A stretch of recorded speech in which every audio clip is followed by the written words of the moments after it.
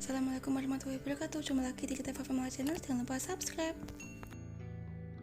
Hari ini kita akan mempelajari tentang suhu dan perubahannya.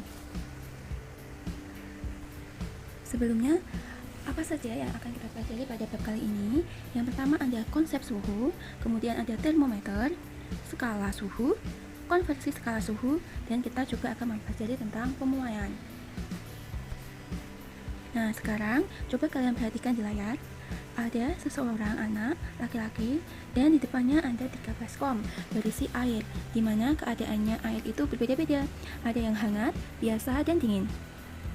Nah, mula-mula anak laki-laki itu mencelupkan tangan kanannya di baskom berisi air hangat.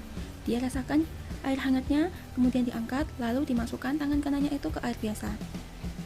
Kemudian tangan kiri dia masukkan ke air yang dingin. Setelah beberapa saat juga dia masukkan ke air yang biasa. Ternyata ketika dicelupkan ke air biasa, tangan kanan dan tangan kiri rasanya berbeda, karena sebelumnya tadi kanannya ditaruh di air hangat dan tangan kirinya ditaruh di air dingin. Hal ini menunjukkan bahwa indera peraba kita bukanlah alat ukur suhu yang baik. Nah, pertanyaannya, apa itu suhu? Nah, anak-anak, suhu adalah tingkat atau derajat panas suatu benda. Jadi yang kita rasakan adalah panasnya. Nah, ukuran panasnya itu yang disebut suhu. Nanti ada istilah lagi, kalor. Kalor itu adalah besar energi panasnya. Jadi kalian harus bisa membedakan ya antara panas itu apa, suhu maupun kalor. Nah, karena indera peraba kita bukan alat ukur yang baik untuk mengukur suhu, maka digunakanlah suatu alat ukur suhu yang baik. Namanya adalah termometer. Termometer ini biasanya berisi zat cair, biasanya berupa raksa maupun alkohol. Nah, jika kalian perhatikan pada layar, ini ada visualisasi dari termometer. Bagian-bagian termometer itu ada pipa kapiler. Ini pipanya. Kemudian ada skala suhu tentunya untuk mengetahui derajat panas suatu benda ini dengan skala suhunya. Dengan melihat skala suhunya maksud saya. Kemudian ada juga reservoir atau tandon. Tandon ini berisi cairan, di mana cairan ini tadi antara alkohol atau air raksa. Nanti caranya ketika dimasukkan ke atau didekatkan dengan benda yang suhunya berbeda akan mengalami kenaikan, dipanaskan akan naik, sehingga nanti kita bisa mengetahui suhu dari benda yang kita mau ukur derajat panasnya. Nah, ini ada beberapa gambar macam-macam termometer. Ini ada termometer alkohol, yang ini termometer badan, kemudian ada lagi termometer dinding, dan ada pula termometer optik. Nah, tadi sudah jelaskan bahwa zat pengisi termometer itu biasanya kalau nggak raksa, ya alkohol. Nah, kenapa digunakan raksa atau alkohol? Apa kelebihan raksa maupun kekurangannya? Begitupun apa kelebihan alkohol dan juga kekurangannya? Kita akan pelajari di slide berikut ini. Nah, raksa itu nama lainnya merkuri. Kelebihannya warnanya mengkilap sehingga kita mudah untuk mengamatinya. Selanjutnya, raksa ini tidak membasahi dinding kapiler, jadi tidak ada bercak-bercak cairan yang menempel di dinding kapilernya, sehingga tentunya pengukuran kita akan lebih teliti. Dan kalau jenisnya itu kecil, kalau jenisnya kecil artinya raksa ini cepat memuai, jadi dia cepat bereaksi terhadap perubahan suhu. Lalu volume raksa ketika ada perubahan suhu itu berubahnya secara teratur. Dan jangkauan suhu raksa ini cukup lebar, yaitu dari negatif 38 derajat Celcius sampai 360 derajat Celcius. Dan ini cocok untuk pekerjaan di laboratorium, karena biasanya di lab itu kita lebih banyak mengukur suhu yang lebih tinggi gitu ya. Dan raksa ini adalah penghantar panas yang baik juga. Nah, sayangnya kekurangan dari raksa ini harganya relatif lebih mahal jika dibandingkan alkohol. Dan raksa ini bersifat racun, jadi sangat berbahaya jika sampai termometernya itu pecah. Selain itu, satu kekurangan lagi dari raksa adalah tidak dapat digunakan untuk mengukur suhu yang sangat rendah, karena tadi suhu jangkauannya terendahnya itu negatif 38 derajat Celcius, padahal suhu di kutub utara atau selatan bisa di bawah itu. Jadi raksa ini cocoknya ya di laboratorium, jika di suhu yang sangat dingin itu tidak bisa. Nah, lalu bagaimana dengan alkohol? Jika dilihat dari segi harga, alkohol ini relatif lebih murah jika dibandingkan raksa. Dan sama dengan raksa, alkohol ini merupakan penghantar panas yang baik. Makanya dua zat ini yang biasanya digunakan sebagai cairan pengisi termometer. Kalau jenisnya juga kecil sehingga mudah memuai, jadi peka terhadap perubahan suhu gitu ya. Dan tentang pengukuran dari alkohol ini juga luas, yaitu antara negatif 114 derajat Celcius sampai 78 derajat Celcius. Nah, karena rentangnya yang luas ini, dia dapat mengukur suhu yang sangat dingin. Lihat, coba kalian lihat, ini sampai negatif 114 derajat Celcius. Nah, kekurangannya apa? Alkohol itu tidak berwarna sehingga sulit untuk diamati. Namun sekarang sudah ada solusinya, yaitu dengan menambahkan zat warna pada alkohol. Jika kalian diamati pada visualisasi termometer tadi ada bagian yang berwarna merah, nah itu menunjukkan bahwa alkohol itu sudah dicampuri dengan zat warna. Kemudian, titik didihnya yang rendah membuat termometer alkohol ini tidak bisa mengukur suhu yang sangat tinggi, jadi tidak cocok untuk pekerjaan di laboratorium. Dan alkohol ini membasahi dinding kaca, jadi dikhawatirkan ada beberapa cairan yang menempel pada dinding kaca sehingga mempengaruhi hasil pengamatan kita. Jadi jika dibandingkan raksa dengan alkohol, hasil pengukurannya itu jauh lebih teliti menggunakan raksa, gitu ya. Nah, apa sih termometer? Tadi sudah singgung sedikit bahwa termometer itu alat untuk mengukur suhu benda. Nah, termometer itu sebenarnya macamnya banyak sekali. Kita bisa meninjau macam termometer itu berdasarkan yang pertama skala. Nah, berdasarkan skala ini ada 4 termometer yang kita kenal. Yang pertama ada termometer Celcius, termometer Raymond, ada juga termometer Fahrenheit, dan termometer Kelvin. Nah, nama-nama termometer ini berdasarkan pada nama penemunya, gitu ya. Kemudian jika ditinjau dari kegunaannya, ini ada 4 juga, ada termometer badan, tentunya untuk mengukur suhu badan ya. Ada termometer laboratorium, ini digunakan untuk pekerjaan laboratorium. Ini memiliki rentang pengukuran itu dari negatif 10 derajat Celcius hingga 110 derajat Celcius. Dan juga ada termometer dinding. Termometer dinding ini seperti namanya, dia akan menempel di dinding, digunakannya dengan ditempelkan di dinding dan digunakan untuk mengukur suhu ruangan. Rentang pengukurannya itu dari negatif 50 derajat Celcius hingga 50 derajat Celcius. Kemudian ada juga termometer Sigbilani. Termometer Sigbilani ini disebut juga termometer maksimum minimum, digunakan untuk mengukur suhu tertinggi dan terendah udara dalam 1 hari. Termometer ini banyak digunakan di stasiun pemantau cuaca. Nah, jika ditinjau dari bahan pembuatnya, itu ada termometer cairan. Termometer cairan ini ada 2 tadi sudah kita jelaskan, ada termometer raksa atau merkuri dan termometer alkohol. Kemudian ada termometer gas, di mana termometer gas ini memanfaatkan sifat-sifat thermal gas. Kemudian ada termometer zat padat. Termometer zat padat ini ada 2 juga, yaitu termometer platina dan termometer bimetal mekanik. Bimetal itu adalah gabungan dari 2 logam yang menjadi 1. Bi, jadi kata-kata bi itu artinya 2, gitu ya, intinya. Kemudian ada termometer termistor, di mana termometer ini menggunakan termistor sebagai sensornya.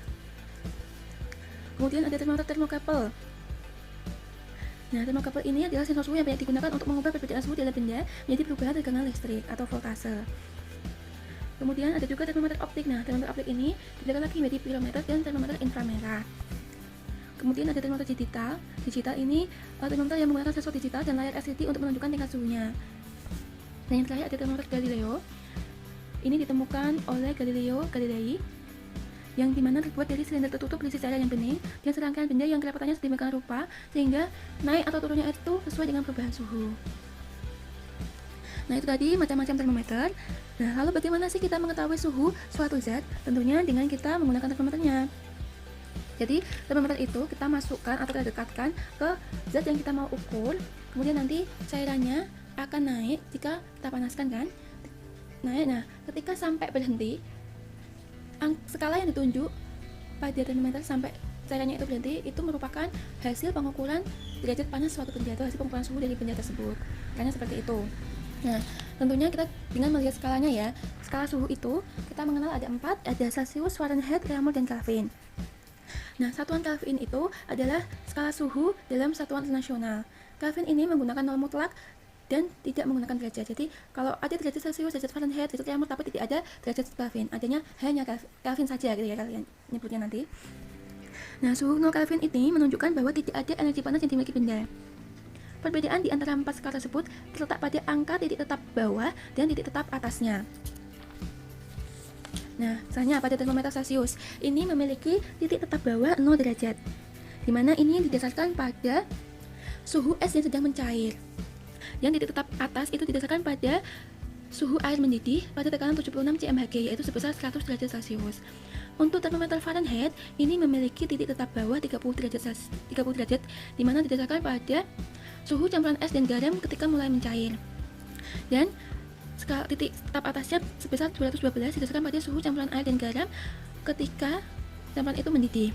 Untuk Raymond ini didasarkan pada sama seperti termometer Celsius, hanya karena yang melakukan percobaan berbeda nama, hasilnya beda juga, di mana Reaumur ini menemukan bahwa titik tetap bawahnya termometer yang dia gunakan adalah 0 dan titik tetap atasnya sedikit berbeda dengan Celsius, yaitu 80 derajat. Untuk Kelvin, ini didasarkan pada batasan energi kinetik yang dimiliki oleh benda. Kelvin menentukan bahwa titik tetap bawahnya itu adalah 273 dan titik tetap atasnya 373 Kelvin.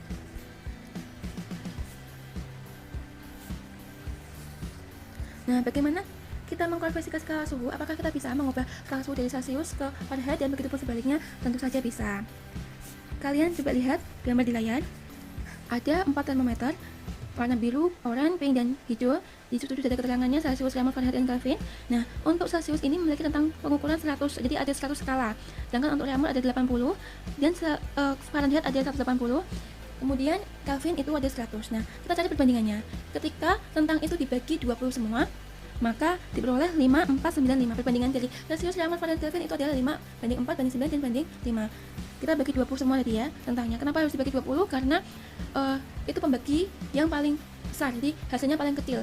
Jadi perbandingan ini tidak bisa diperkecil lagi. Ini yang paling kecil, 5 banding 4 banding 9 banding 5. Nah, untuk menentukan atau mengubah suhu, hanya diketahui suhunya dalam satuan Celsius, kita ubah ke Fahrenheit. Nah, menunjukkan caranya gimana? Nah, ini kalian gunakan rumusan yang ada pada tabel. Ketika Celsius mau diubah ke Reaumur, jadi yang ditanyakan itu kan perbanding Reaumur. Nah, Reaumur perbandingannya tadi adalah 4. Jadi 4-nya yang di atas di sini nih. 4 per yang diketahui dari Celsius. Celsius perbandingannya adalah 5. Jadi persamaannya menjadi 4 per 5 kali Celsius. Suhu Celsiusnya tadi berapa? Untuk Kelvin tinggal ditambahkan dengan 273. Karena nanti 5 per 5 itu kan sama dengan 1. Jadi cukup C tambah 273. Nah, berbeda sedikit untuk Fahrenheit. Perbandingannya 9 bagi 5. Fahrenheitnya kan 9. Fahrenheitnya 9 dibagi 5, seperti yang diketahui Celsius 5. 9 per 5 dikalikan C. Tapi harus juga ditambahkan 32. Kenapa? Karena skala dari Fahrenheit ini dimulai dari 30 derajat Fahrenheit. Gitu ya. Nah, untuk konvensi-konvensi suhu yang lain, kalian bisa lihat di tabel. Dari Reaumur ke Celsius bagaimana persamaannya, Kelvin ke Fahrenheit bagaimana persamaannya, kalian bisa lihat di tabel. Hubungan antar termometer. Yang pertama, hubungan suhu benda yang diukur dengan ketinggian cairan dalam termometer. Jadi kita gambarkan, visualisasikan sebuah termometer seperti pada gambar.